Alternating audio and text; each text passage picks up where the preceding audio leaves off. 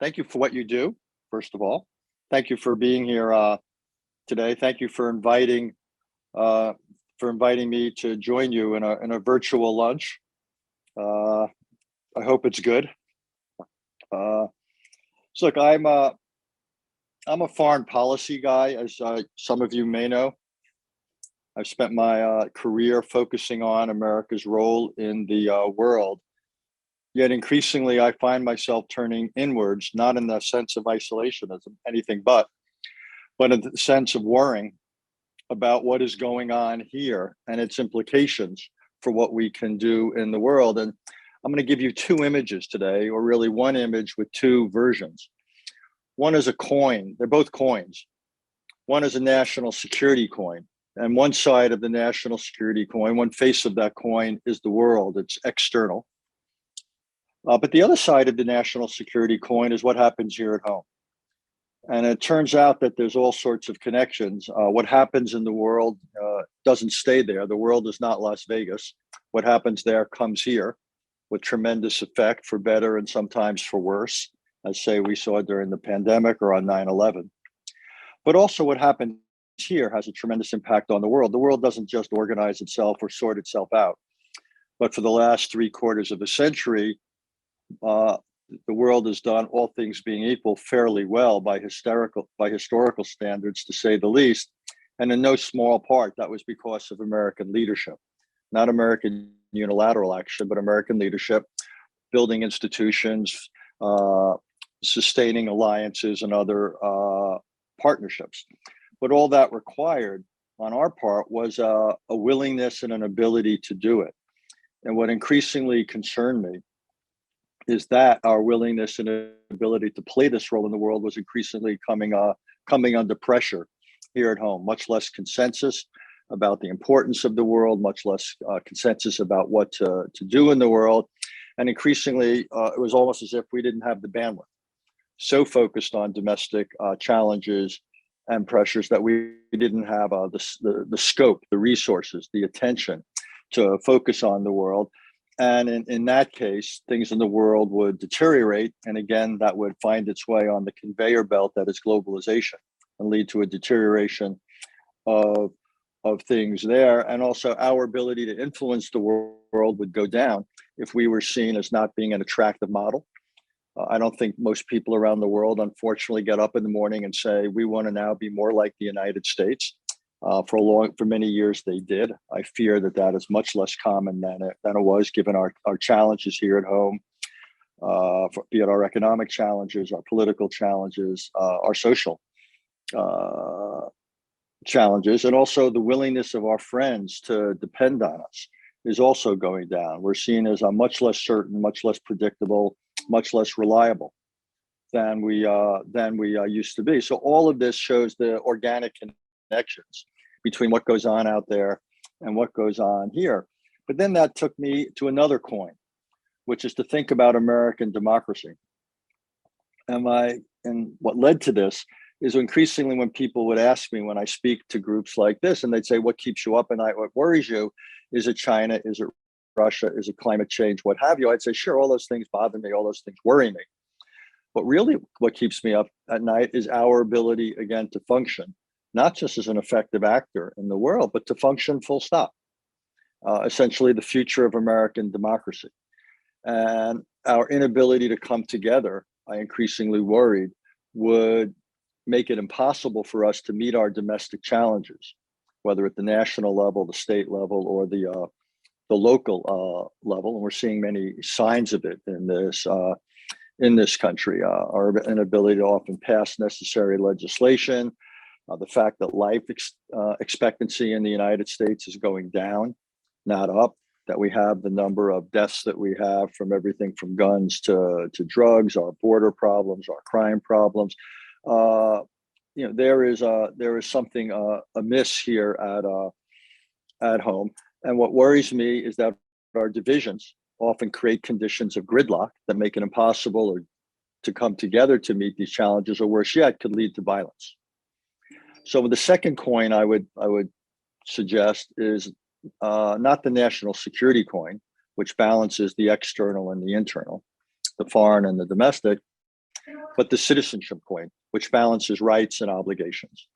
And my own view is one of the principal reasons we've gotten in the fix we're in is that some 250 years into this American experiment of ours, we're 3 years away from celebrating the 250th anniversary of the Declaration of Independence. American democracy is in real trouble. And it's trouble for a reason I never thought would be. Rights are fundamental to the American experience. We would not have had this Constitution of ours without tremendous respect for rights. Several states said they would only ratify the Constitution, which was actually the second Constitution of the United States following the Articles of Confederation, if a Bill of Rights was adopted. And in the end, that was done. And as you think about American history, to borrow from Abraham Lincoln, a lot of our history is what Lincoln called our unfinished work. How do we narrow the gap between the principles and ideals of the Declaration and the realities we see when we get up in the morning? And that is the unfinished work that Lincoln spoke of and alluded to in his life. My argument is that that's still important. Obviously, we need to continue to narrow that gap between our principles and our practices. But at the same time, even if somehow we eliminated that gap, even if somehow Lincoln's unfinished work were to be finished, my conclusion is that American democracy would still be in difficulty. And the reason is that rights alone do not provide an adequate foundation for a democracy, because rights inevitably collide. Take one of the biggest issues of the day, abortion, the rights of a mother to choose versus the rights of the unborn. Gun rights under the Second Amendment versus the rights and ability of people to safety.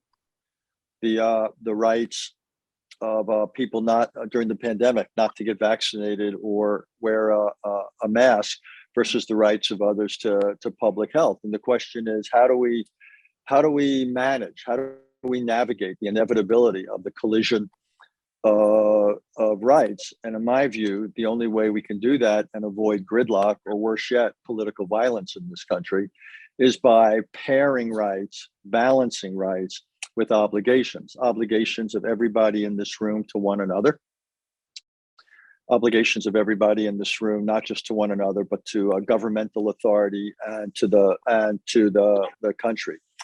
And that's what essentially I wanted to do in this book. It's what I want to do today, is foster a conversation in this country about obligations. What ought they to be? What are each of us, what should or ought each of us do? Obligations are not requirements in the sense that they're stipulated by law. We already have laws. Obligations operate in that gray zone short of the law, but there's things that we should do in order to improve the quality of life in this country. And the obligations can be everything. The first obligation is to be informed. Second is to be involved. The ultimate obligation is to put country before party or person.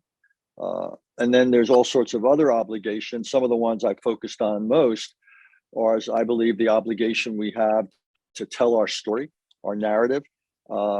I believe civics ought to be mandatory in every high school in this country. I do not believe you should be able to get a high school degree without having been exposed to a serious civics course. I do not believe you should be able to get a college degree. I do not believe students should be able to leave a college campus. The problem is right now, you can graduate from well over 90%, well over 95% of America's colleges and universities and not be required to have taken a civics course. These courses are obviously offered on virtually all campuses, but they're not required.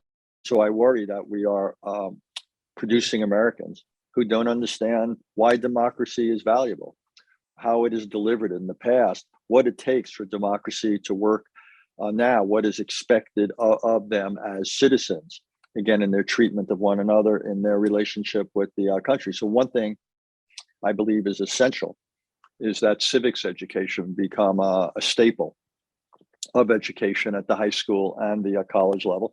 I would love to see public service become much more common. I'm speaking to you today from California. One of the things I like about California is that there is now a commissioner in the state government for volunteerism for public service. And the whole idea is it's not to mandate it, but it's to incentivize it.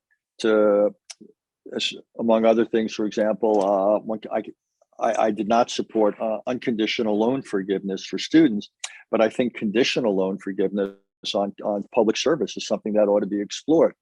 I can imagine that various forms of public service would be rewarded by employers in the same way now they try to hire veterans.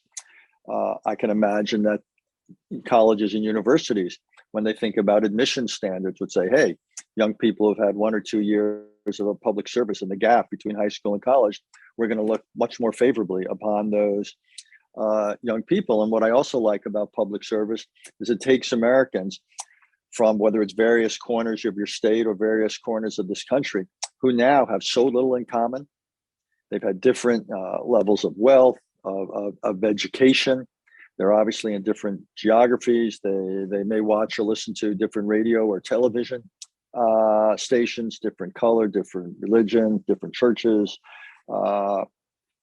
different genders. I worry that increasingly there's not enough in common. And this is a country that's not based upon these specific things, but we're based upon ideas and values, which is what America was and is and should be all about. And I think public service has the potential to break down some of the barriers. I think there's things for religious leaders to do. You know, we think of religious leaders as people who are out to comfort the afflicted. Well, religious leaders also need to afflict the comfortable. They need to do things like talk about the importance of not allowing political differences to spill over into violence. There's nothing that justifies politically inspired violence. They should talk about the importance of civility. They should talk about the importance of being open to compromise. Who better than a religious leader, given scripture, to talk about our obligations to one another? We are our brothers and our sisters' keepers. Well, this is the sort of thing that people ought to be preaching from the pulpit. I'm not asking religious leaders to take on political stands, but these are not our stands. This is how we go about managing and operating in the political sphere. I think business leaders have an obligation to make it easy for their employees to vote. I also think that business leaders have the obligation not to support people who would undermine American democracy, be it by election denying or by promoting political violence. And business leaders have the obligation to do this is because they're citizens, if you will, of the society, but they also have self-interest. The ability of American business to operate as successfully as it has, in many ways, is predicated on the assumption of law and order, of stability, so workers can come to work, so consumers can come to stores. It's the oxygen of the American economy. And I believe, again, just simply out of self-interest, business leaders have a lot more they can and should do in order to see that American democracy continues to do well.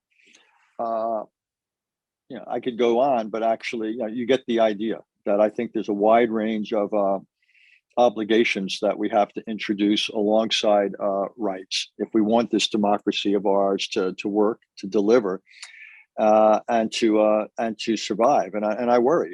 In the polls, I see a growing number of Americans, particularly young Americans, who are disaffected. And the more I think about it, it's not that surprising why.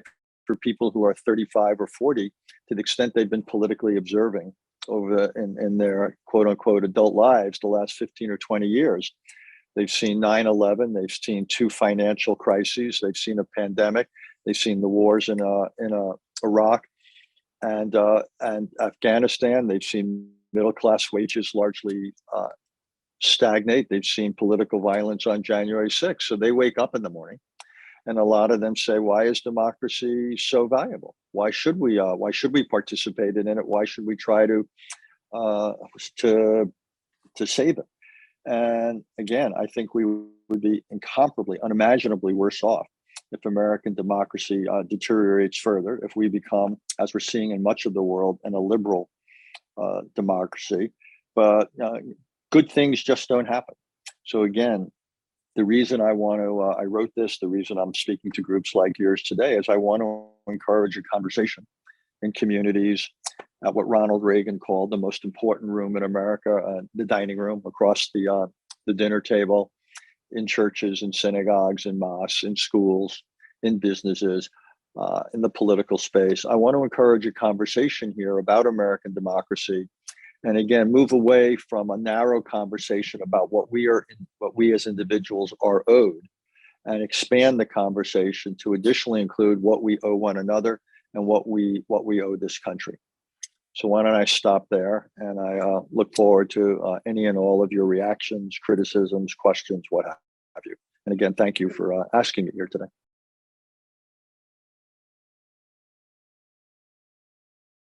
Dr. Haass, John Meacham, who said that you had turned your keen mind and large heart to the most important questions of the meaning of citizenship. If an American democracy is to endure, it will require all of us to embrace what you call out as our common obligations. This work is vital for a divisive time. Do you have one of your obligations in your book that you find more important than some of the others? You're asking me to choose among my children. Very difficult. It also reminds me a little bit of one of the Mel Brooks movies, where he's coming down from the mountain, and he has these several tablets in his arm, and he drops one, and we lost 5 commandments in the process. So it's a little bit hard to devalue some. Let me just say though, I made the first one, which is being informed. I made it first for a purpose, that I think it is something of a prerequisite for all others. It's interesting that Thomas Jefferson said a democracy rests on an informed citizenry. And the whole idea is that's the only way that citizens can hold their elected and appointed representatives to account. They've got to be informed, and it's the only way, again, to place some restrictions on what government does and to demand a degree of excellence. Ronald Reagan talked not just of patriotism, but Ronald Reagan spoke of informed patriotism. That again, it's not enough to think you're being patriotic. It's got to be done in a thoughtful, informed way, consistent with the traditions of this country, the norms of this country. So being informed, I make basic to all else. One of the ironies, though, just to go on for a minute, is that here we are, we're living in an age of information floods. So you would think it would be easier than ever to be informed, and it turns out it's tougher than ever to be informed.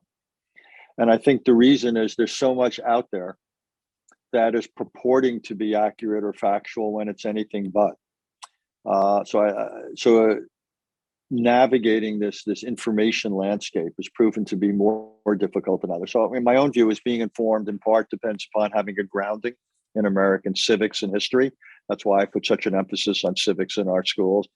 I think part of being informed is keeping up on some of the basic issues, and I talk about some of the ways of doing that. Multi-sourcing, not just going to a single cable network or a single newspaper, but multi-sourcing. One thing another state is doing that you might want to think about it in yours, in Indiana, is New Jersey has recently signed into law, Governor Murphy signed there, an information literacy requirement. And the idea now is in New Jersey schools, young people will be taught how to deal with this crowded, confusing information landscape.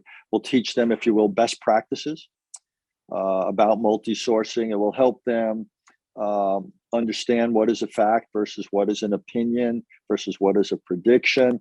And again, the whole idea is not to teach them what to think, but it's to teach them how to be critical consumers of information. And I think there's a pretty strong case that is the foundation for so much else.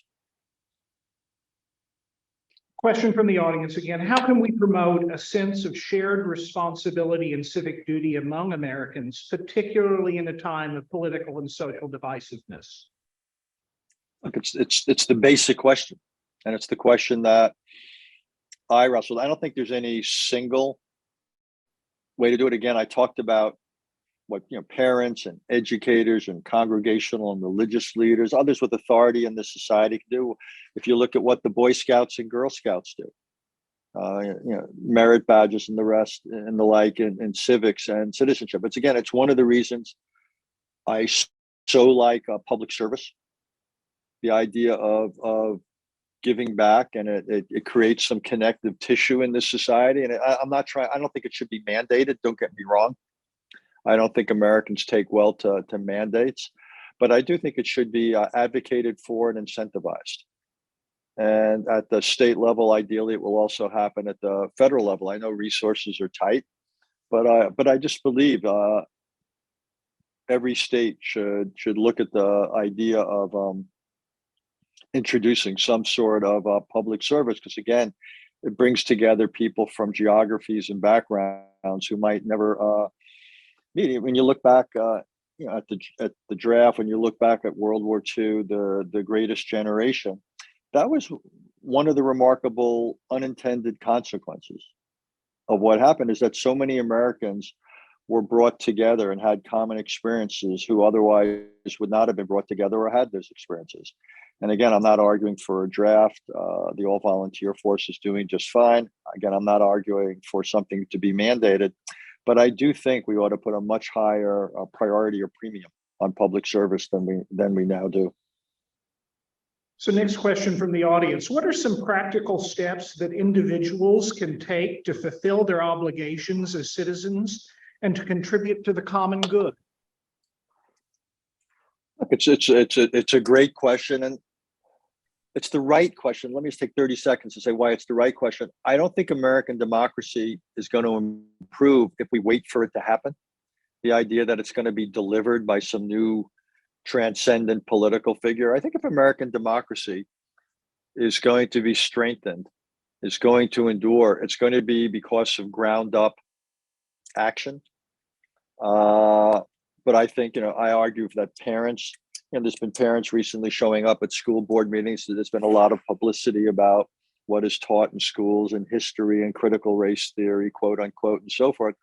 But parents should be advocates for civics in schools. That's something that, whether it's at the high school level, college level, even the middle school level, if you look at what iCivics has been doing, voters can be advocates or appointed officials or elected officials for public service. What I just talked about, people can talk to their congregational leaders about what is said or not said from the pulpit. People can vote. People can, in the most recent midterm elections, more than half of eligible voters still didn't vote. So people can vote, and at work, make it easier for others to vote, encourage, get involved in the political process. The bottom line is democracy is not a spectator sport. You all know that, given what you do for a living. And so the more that people get informed and get involved, there's so many ways to make a difference. I'm working on a documentary that's derived from this book, and there's so many examples, whether it was Mothers Against Drunk Driving, where took it upon themselves, or certain individuals. I think it was in Michigan, one person led a movement on reform of districting. In San Francisco recently, you had this parents coalition that led to a recall of several members of the school board who they thought were taking the politics of education over a cliff. What's so good about democracy, and particularly American democracy, is the openness for change. We don't always get it right the first time, but one of the real structural advantages of democracy is the ability to self-correct.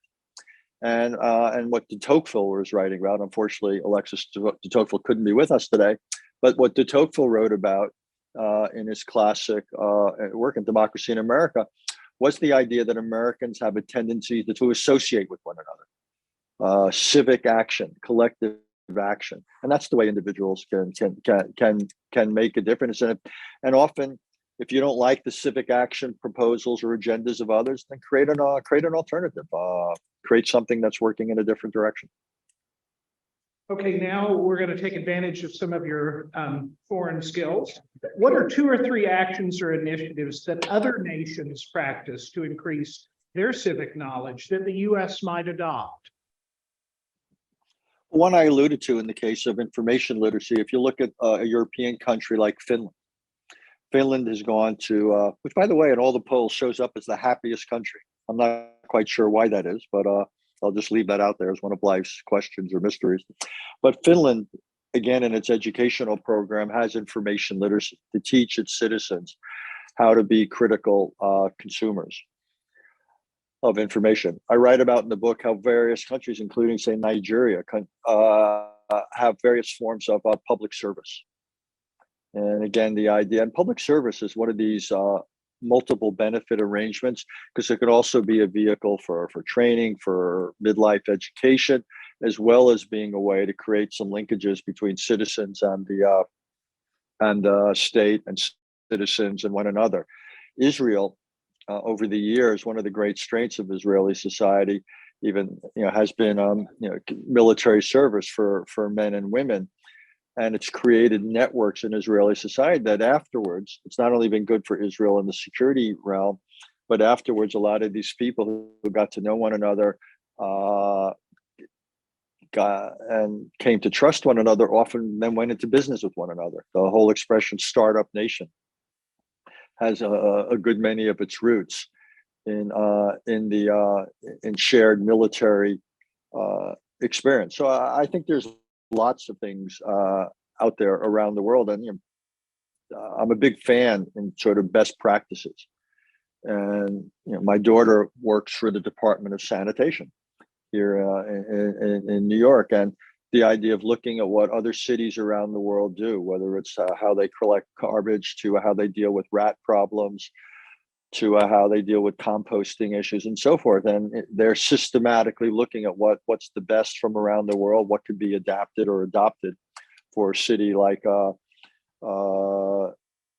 York. So I think there are things we can teach, but there's also things we can learn. Great, thank you. And these next two questions kind of go together, and they're from our audience. We have several young people here with us today. First of the two, how do we encourage young people to consider these obligations when they feel their end of the social contract has been broken by government or authority? And how do you respond to critics who argue the concept of civil obligation is overly idealistic or impractical in today's society? That's a question I haven't heard. Look, in terms of young people, I understand why they're disaffected. But when things aren't right, you've essentially got a limited menu of choices. One is to give up and the other is to double down. And again, the history of this country shows that citizen initiative can make a real difference. Also, if you look at recent elections, this is not a political comment in the sense of partisan, I'm surprised by how relatively small numbers have had outsized impact. I take the current Congress. So you have a narrow Republican majority in the House. Well, a lot of that is due because in the most recent election in November, 4 or 5 races in my state of New York went to Republicans. A few thousand votes scattered over a couple of districts would have led to a different outcome in each one of there and to a different House of Representatives. I'm not saying that's good or bad. It just to me shows that people should feel that the political system where a little bit of effort can have a big payoff. Recent presidential elections in the Electoral College have again been close. Often less than 100,000 votes in a couple of states would determine the outcome. So it turns out that young people, again, I understand why they're disaffected. I think in some cases they also don't have the historical experience where they've learned how much things have improved here. They focus often on the flaws, which are real, but whatever our flaws are, we've come a long way in many cases, whether it's battling discrimination, improving living standards, generating wealth. So I think, my argument is for, again, informed involvement, just to advocate for it. We've actually seen it in some of the recent elections. And there's certain issues that galvanize young people, particularly things like climate. So, because if you're 20 years old, you're going to have a lifespan that's essentially going to parallel this century. And if one looks at the projections and so forth, you've obviously got a stake in influencing the trajectory of of climate. So yeah, I think I'm not that worried about ultimately the greater political involvement of younger people. Again, I just wanted to be informed, and I want it to be, if you will, consistent with what I'm talking about in the way of obligations. One of the things we're here today to celebrate is the return of an enhanced guideline for civics education in our middle schools across the entire state. The work we do today will help inform each and every middle schooler throughout the entire state of Indiana. So with that, what role can institutions like schools, universities, and civic organizations play in the promoting of civic obligation and engagement? Well, that's what I think civics education needs to be. I don't think civics education it can't just be how a bill becomes a law. It can't be mechanical. Democracy does not rest on a foundation of procedures alone. Procedures are important. I understand that. Checks and balances, what the Constitution says at the federal level, what state constitutions say, but democracy rests on something much more. Norms, in particular, it's the great. You're a bar association, so you deal with things at the level of the law. So much of what makes a democracy succeed are things just short of that. Again, in the area of ought rather than must. And that's so when I think of the components of a civics education, there's got to be some history. There's got to be familiarity with the basic documents. Yes, one has to understand the mechanics of the political process, but a big part of it also has to be things like norms, things like behaviors, things like attitudes. Nobody's born knowing these things. I think one of the dangers is that we haven't made this a priority.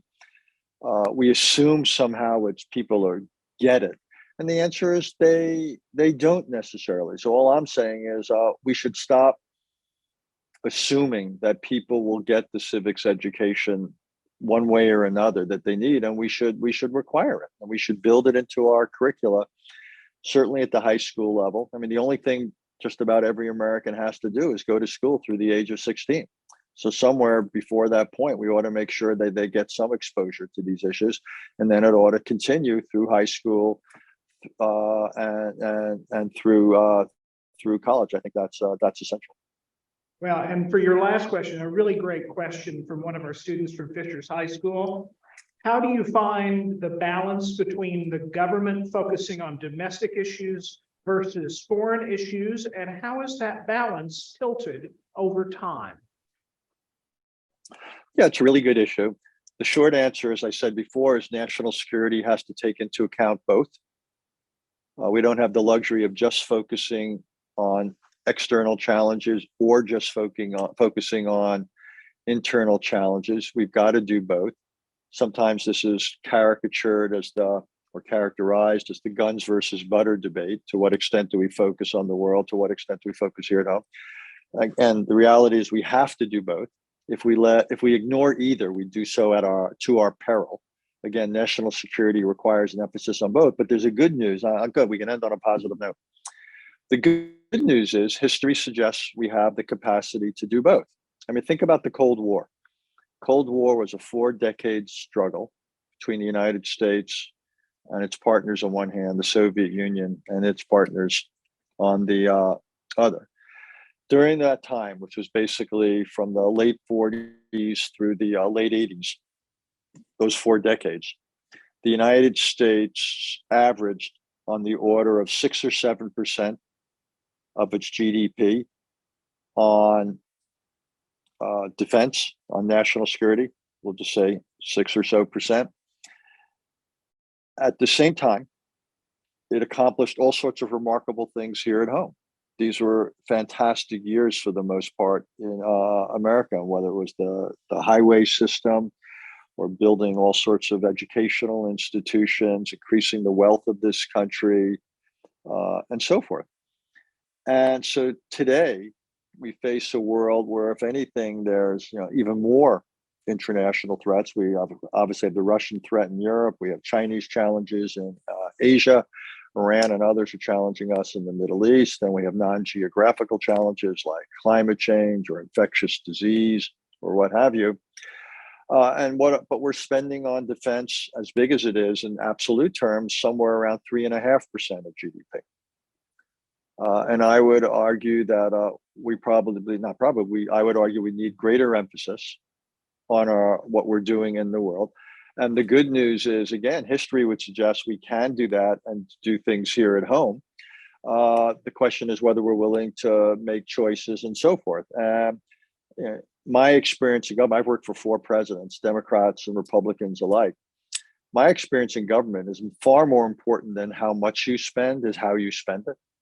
So I think the real issues in the United States, whether it's on national security or domestic challenges, is less how much we spend than how we spend. The bottom line is neither in our national security nor here domestically do we spend our dollars well. Our return, if you will, on spending, our return on investment is really inadequate. Lots of reasons why, to do with politics and all that. So, but we don't have the luxury of making a choice between either dimension of national security. And again, the good news is we can do both. Only if we act with discipline on both sides and look really hard at how we spend the dollars we spend. We will, however, increasingly move into trouble if we fail to do that. And that's where we find ourselves with enormous and fast-growing debt. And yet our ability to meet either our external or domestic challenges is increasingly coming up short. And that's where we find ourselves, but it's not because of resources, it's because of choices. Well, Dr. Haass, on behalf of the Indiana Bar Foundation, we want to thank you so much for the book. Thank you so much for the time you have given us so freely and kindly today. We appreciate your message and your commitment to civic engagement. Everyone, please join me in thanking Dr. President Haass. Thank you all. And again, thank you for being here today. And thank you for what you do day in, day out.